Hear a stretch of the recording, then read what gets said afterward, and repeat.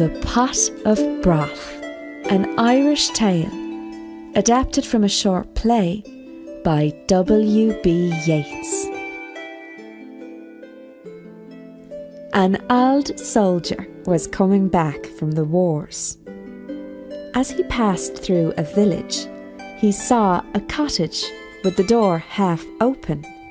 "Well, well," he said to himself, "this is a nice and genteel spot to stop and eat me dinner."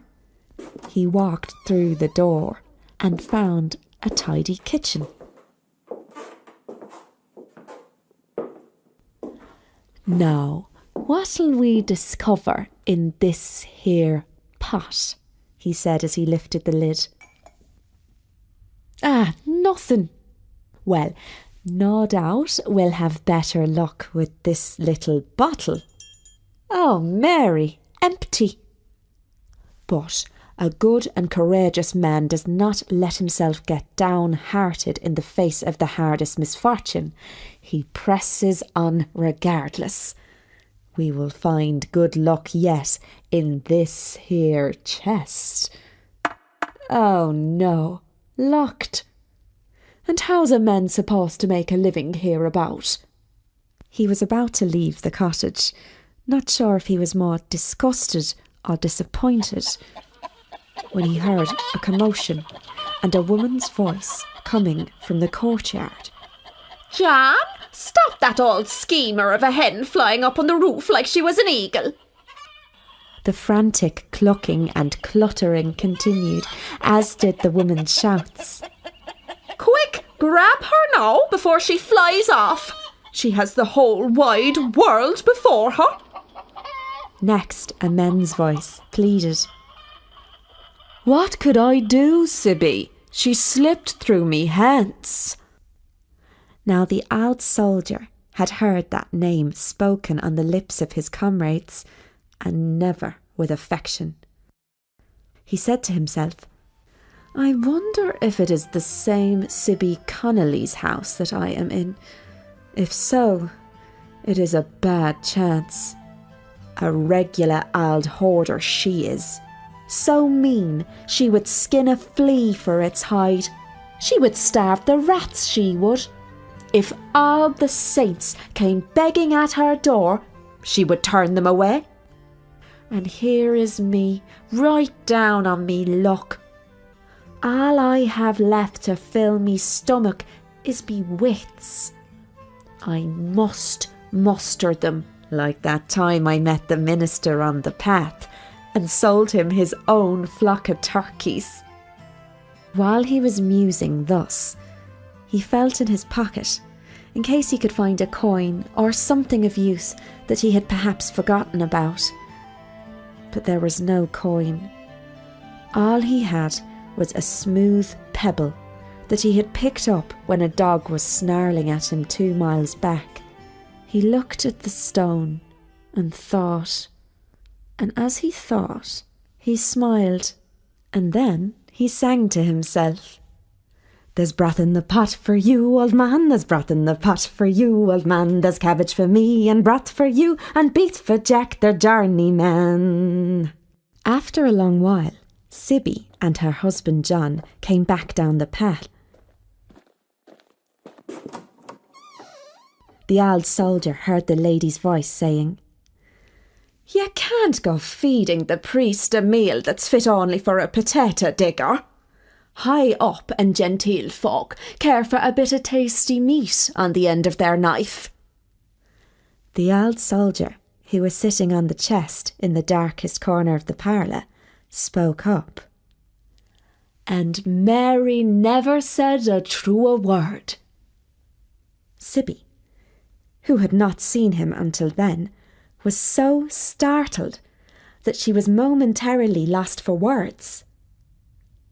John stepped forward, telling the men, "Here, I'll cut you a piece of hem, and then be off with you." "Piece of hem?" said Sibby, coming to her senses. "You'll give him no such thing. He's a no good beggar, that's what he is. Be off with you, scram, or I'll call Mr. Kernan and tell him to bring his dog." I'll be letting you know that I'm no beggar, said the old soldier, whose eyes were fixed on the hen that Sibby had finally caught and plucked and was now holding under her arm. In fact, those that know me well will tell you that giving, not taking, is my line. I rarely visit a house that does not wish me to return as soon as I am gone. Well, you look enough like a beggar to my eyes, said Sibby. It's a mistake that you be making, replied the old soldier. If I was a beggar, I would be visiting common people, not a genteel and refined lady such as yourself that is only used to talking to the noble sort. Well, what is it you are after? asked Sibby, still suspicious. If it's something to eat you want, I can't be giving it, for we will have guests for dinner and their appetite will be keen. I am not one to ask for something to eat or drink, said the soldier. I have what's better than turkey or mutton or bacon or currant cakes or sacks of flour. As he spoke, he held the pebble in his hand, caressing it with his finger and thumb. And what is it that you've got there? said Sibby curiously. You never saw what it can do, said the soldier. And what is it that it can do? asked Sibby. It can do many things, said the soldier. Such as? Such as make me a drop of broth for me dinner. A stone can do that, can it? No other stone, but this very one can do that, for the little folk put an enchantment on it. Well, seeing is believing. You shall see it, said the soldier, and turning to John he said, Be so genteel as to bring me that there empty pot, will you? John was happy to oblige. He brought over the pot and put it on the table. The soldier lifted the lid and dropped the stone into it with a clink. Now, good dame, can you spare me a drop of boiling water to assist the stone in its work of wonder? That I can give you, said Sibby, who went to the stove to fetch the kettle. The soldier poured the water into the pot. And now, he said, you wouldn't be having a sprig of the fairies' herb called slawn loose that was cut with a knife that has a black handle, would you? I do not have any of that, said Sibby. Never mind. Have you got some faravin that was cut when the wind was blowing from the north?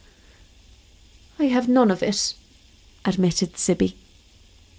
Or a sprig of Ahatalov, the father of the harps? None. Ah, well, said the soldier. These here leaves will do me well. And so saying, he picked up the chopped cabbage, onions and herbs off the table and threw them into the pot. It bubbled away, and the room started to fill with the savoury smell of cooking. How did you come by this stone? asked Sibby, who was now very interested. In times past, I was out exercising me dog, as fine a greyhound as you ever saw he was. Well, he ran into some bushes, and next I heard a little shriek. I thought perhaps he had cornered a hare, so I came up to see what it was. But it was no hare. It was one of the little folk, who says to me, "Call off your dog, and I'll give you this here stone. If you ever in need of a drop of broth, or a bit of stirabout, or a drop of poteen itself, just add water, and it'll oblige you." "Thanking you kindly," I says, and I takes the stone and calls off the dog. For but I saw right away that what he offered was more useful to me than a hare. He lifted the lid and took a little peek inside the pot. "Let me see," said Sibby. "Hold on, my good dame. Not yet," said the soldier. "It is bad luck for you to look too soon. "But if you were to lend me that chicken that you are holding on your lap, it would prove useful." Sibby, who was now intrigued by the fairy pot, gladly handed over the hen that she had caught for the priest's dinner. The soldier dropped it into the pot. John said sarcastically, "This is some fairy magic." And Sibby retorted, "Hold your tongue, husband, in case you disturb the magic."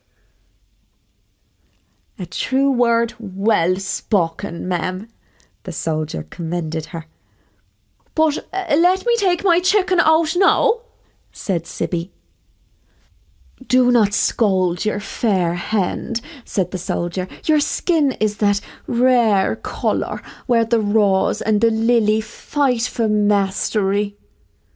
"Before you were married, the young men hereabouts used to sing. Her eyes are grey like the morning dew, her curling hair falls to her shoe.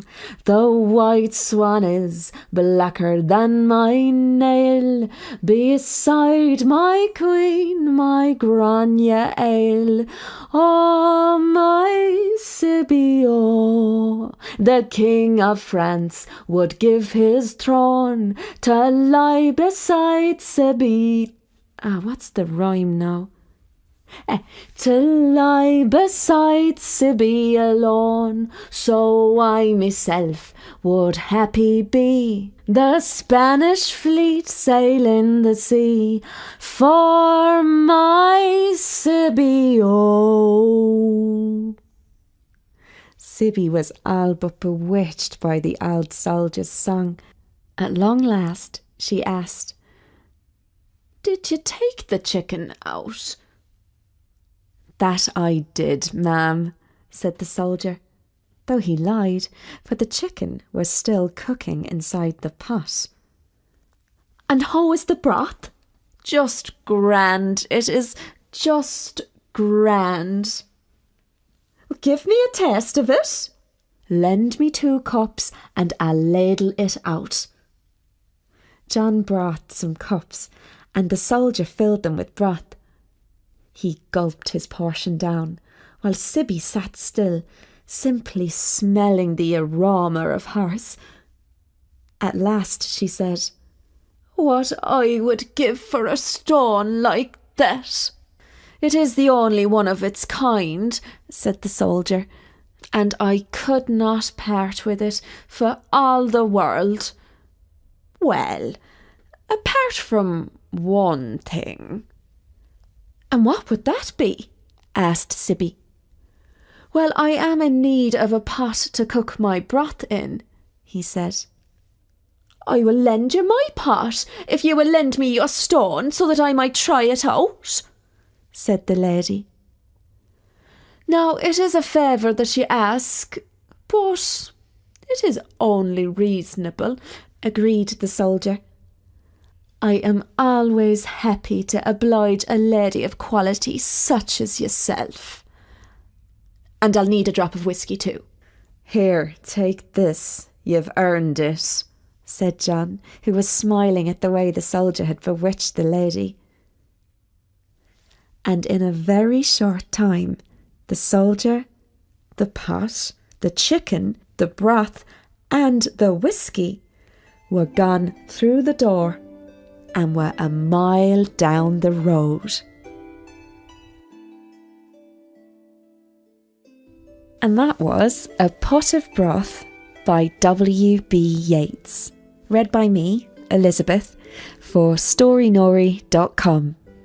And you can find more Irish stories on our website, where you can also find out how to become a supporter of Storynory and help us give free stories to the world. But for now, from me, Elizabeth, bye.